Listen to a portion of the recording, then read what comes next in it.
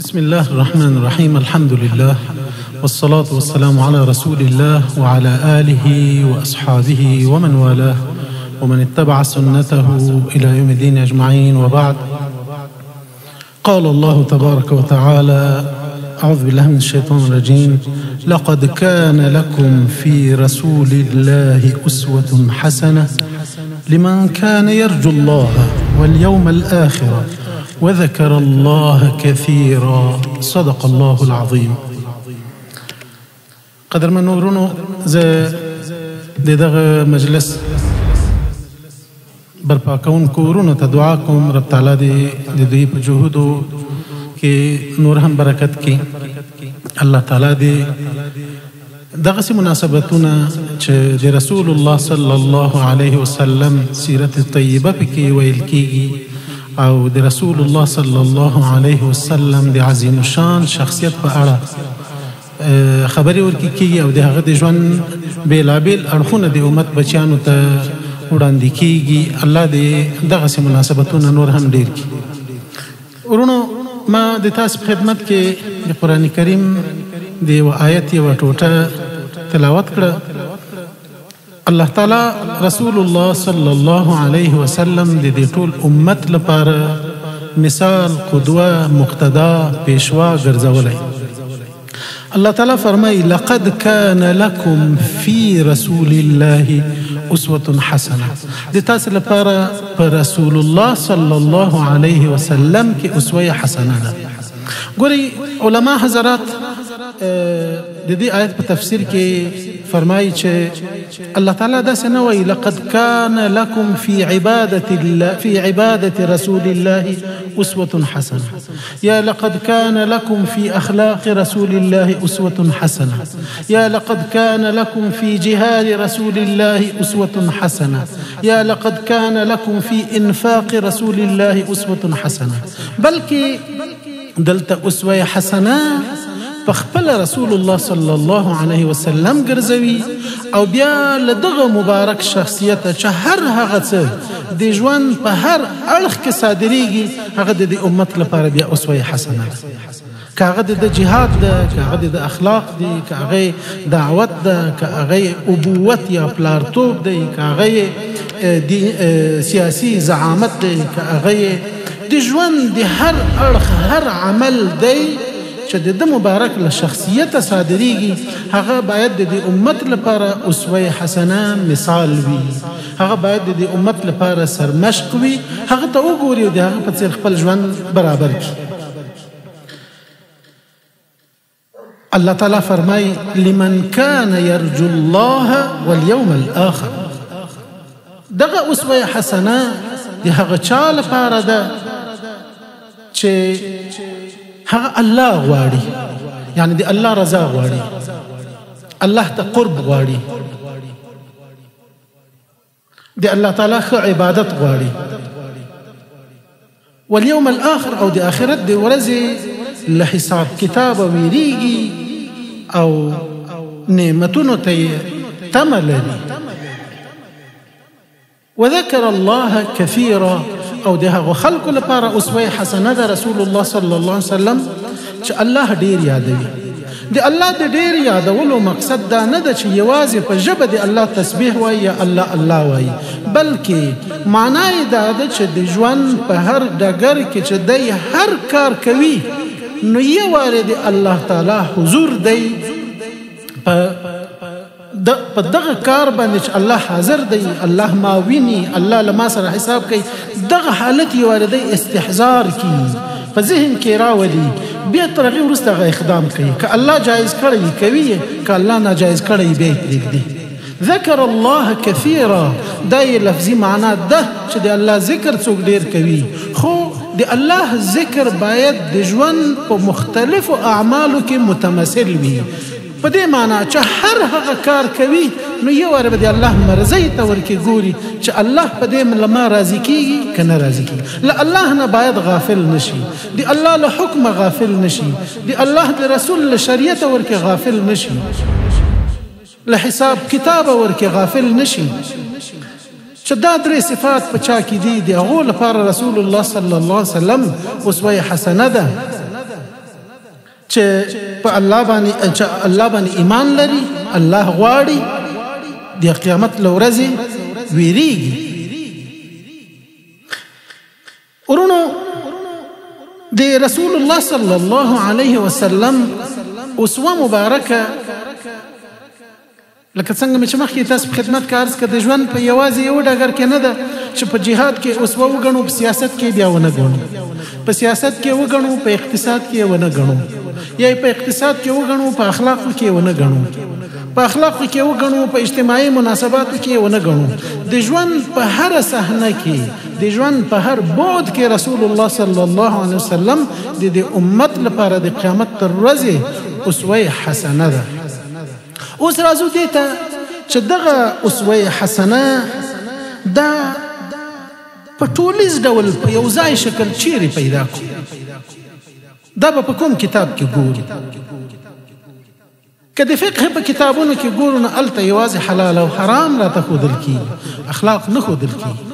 که د اخلاقو په کتابونو کې ګورو نو هلته یوازې اخلاق راته ښودلی کېږي، هلته قتال راته نه ښودلی کېږي. که د مغازیو په کتابونو کې ګورو نو هلته جهاد او قتال راته ښودلی کېږي، هلته پکې اقتصاد نه راښودلی کېږي، هلته پکې دعوت نه راښودلی کېږي. خو هغه مبارک علم چې د رسول الله صلی الله علیه وسلم د ژوند ټول اړخونه یې احتوا کړي، د ټولو اړخونو تفاصیل یې په ځان کې راجمع کړي، هغه د سیرت مبارک علم دی. د سیرت مبارک علم د رسول الله صلی الله علیه وسلم تر ولادت مخکې شروع کیږي، حتی د جاهلیت له زمانې شروع کیږي.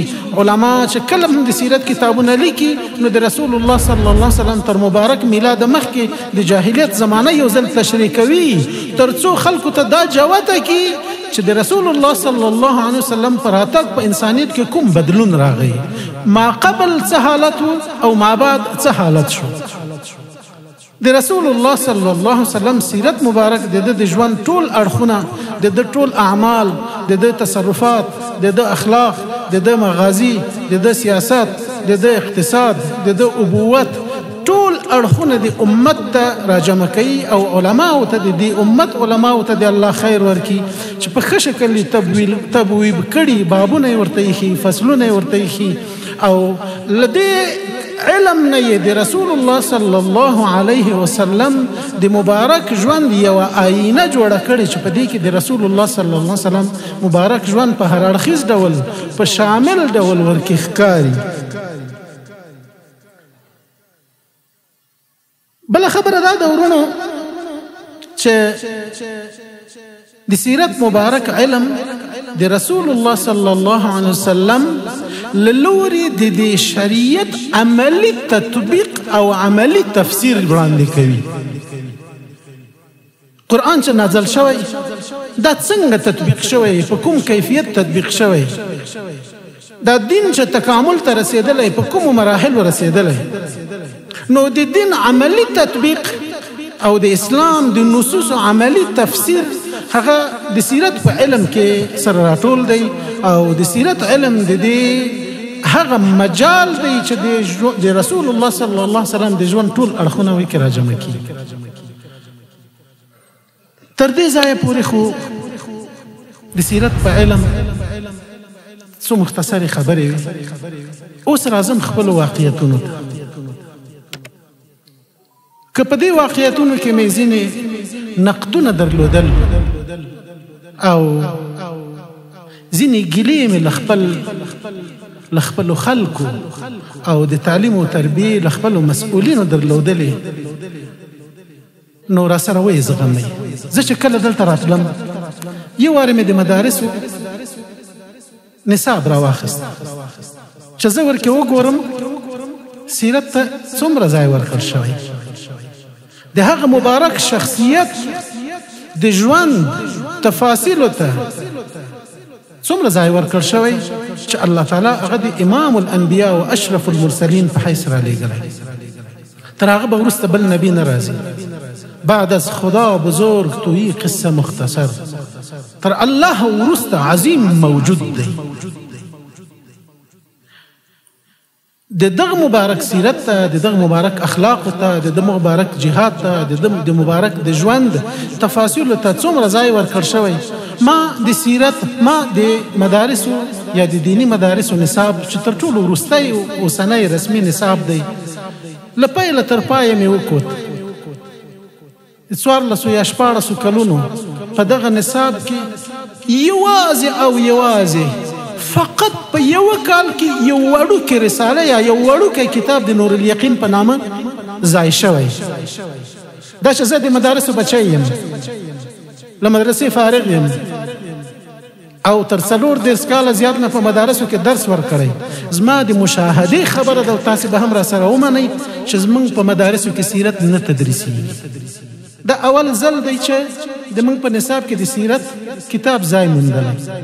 دا چې استادان ورته هماغسې استادان روزل شوي چې د پیغمبر صلی الله علیه وسلم سیرت په داسې شکل تدریس کې چې د امت د ولس د ځوانانو ذهن سازي ور باندې وکوي. دغسې استادان ورته روزل شوي. د تاسف ځای دی چې ما په 14 کلن نصاب کې د سیرت یوازې او یوازې یو کتاب پیدا او هغه نسل چې رسول الله صلی الله علیه وسلم روزلی، هغه نسل چې الله تعالی ستایلی. الله تعالی په اړه فرمایي اعوذ بالله من الشیطان الرجیم محمد رسول الله والذين معه أشداء على الكفار رحماء بينهم تراهم ركعا سجدا يبتغون فضلا من الله ورضوانا سيماهم في وجوههم من أثر السجود ذلك مثلهم في التوراة ومثلهم في الإنجيل كزرع أخرج شطأه فآزره فاستغلظ فاستوى على سوقه يعجب الزراع ليغيظ بهم الكفار.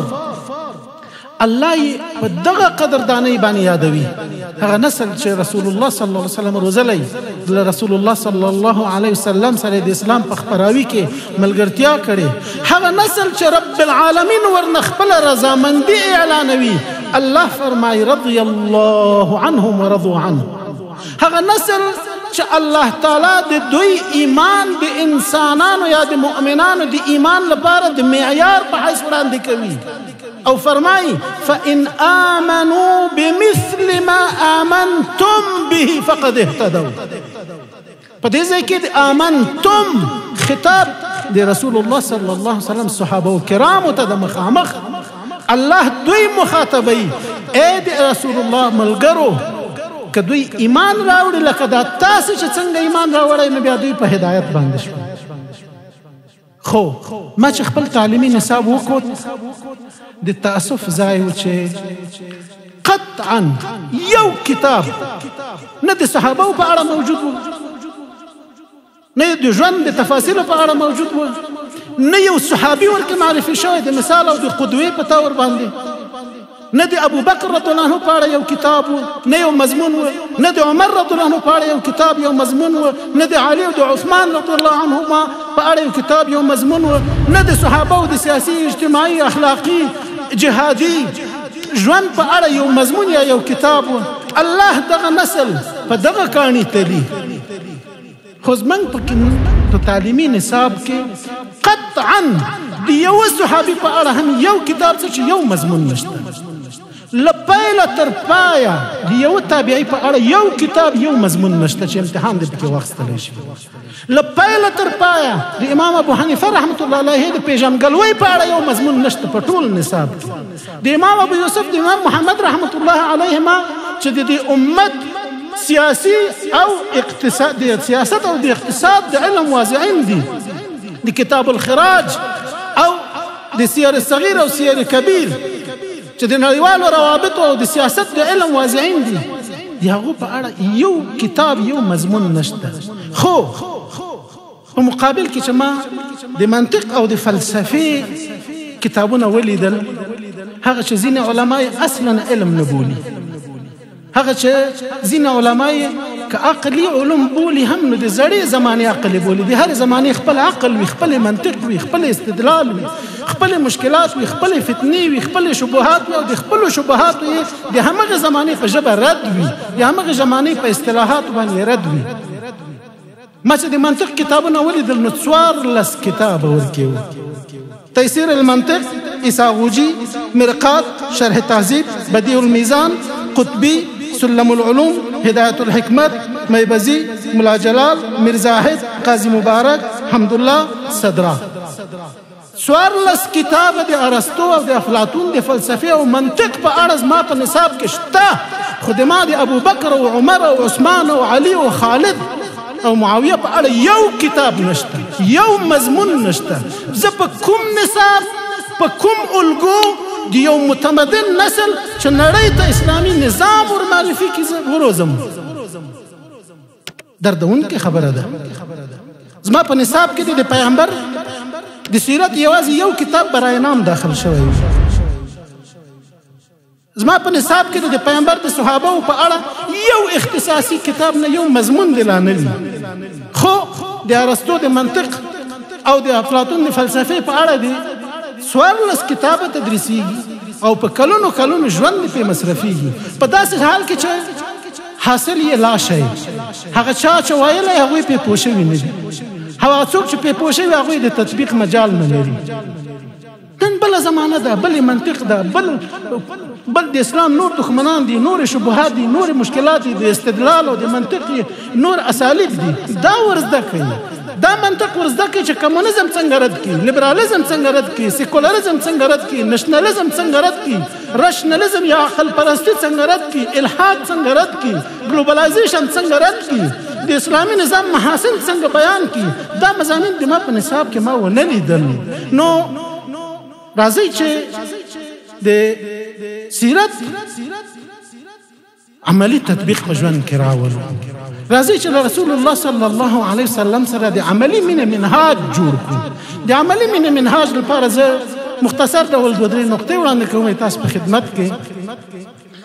اول دا چې راځئ د رسول الله صلی الله علیه وسلم سیرت مبارک په تعلیمي نصاب کې داسې شامل کو چې کم تر کم په هر کال کې یو کتاب ګوټی وي او د ژوند هر اړخ په یو کال کې وویلی شي. ځکه چې که موږ د سیرت کتاب د آزاد مطالعې او اختیاري مطالعې په حیث باندې وګڼو نو څوک به ورته وخت پیدا کوي، څوک به نه پیدا کوي، څوک به پې پوهېږي، څوک به نه پې پوهېږي. خو که په نصاب کې شامل شو نو هر سړی به لازما لولي او هر استاد به لازما تشریح کوي، شاګرد به د امتحان له ویرې هم لولي. چې په ټول تعلیمي نصاب کې د رسول الله صلی الله علیه وسلم د مبارک سیرت ابواب او فصول په تقسیم شوي شکل داسې توضیح شي، داسې ځای په ځای شي چې ساده مرحلې وړو ته او هغه اجتهادي چې د هغې نه اجتهاد کېدی شي، په هغې نه احکام استنباط کېدی شي، په هغو باندې تمدني عسکري استدلال کېدی شي، هغه د بیا لوړو مراحلو ته ورتدریس شي. او راځئ چې رسول الله صلی الله علیه وسلم سره په ټول کال کې د یوې ورځې د مینې په ځای هره ورځ مینه ورسره وکړو. راځئ چې د اوقافو له وزارت غوښتنه وکړو چې امامان په دې مکلف کې چې د رسول الله صلی الله علیه وسلم سیرت خپلو مقتدیانو ته ټول کال په حلقاتو کې ووایي. راځئ چې د اطلاعات کلتور له وزارت او د ځوانانو له معینیته دا وغواړو چې ځوانانو ته د رسول الله سیرت مخته کېږدئ، چې خپل ژوند، خپل فکر، خپل اخلاق، خپل استراتیژي، خپل تفکیر د رسول الله صلی الله علیه وسلم او د هغه مبارک د اصحابانو په طریقه باندې عیار کې، هغسې فکر اختیار کړي، په همغه لاره قدم کېږدي، هغه راته الله مقتدا کړي دي. راځئ چې د سیرت مبارک علم په کورونو کې هر ورځ خپل کورنۍ ته، خپل بچیانو ته تدریس کړو. دا سمه ده چې په کال کې موږ یو ورځ د سیرت النبی په مناسبت یا د رسول الله صلی الله علیه وسلم د مبارک میلاد په مناسبت سره راټولیږو، خو بیا په ټول کال کې صوارف یا مصروفونکي حالات دومره ډیر دي چې بیا موږ دغه علم ته توجه نه کوو. راځئ دا هر ورځنی کو دا کار، دا د هرې میاشتې کو، د هرې هفتې کو، د هرې ورځې کو. د رسول الله صلی الله علیه وسلم سره د مینې عملي مینې یو بل مثال یا یو بله طریقه د تاسو خدمت کار کوم.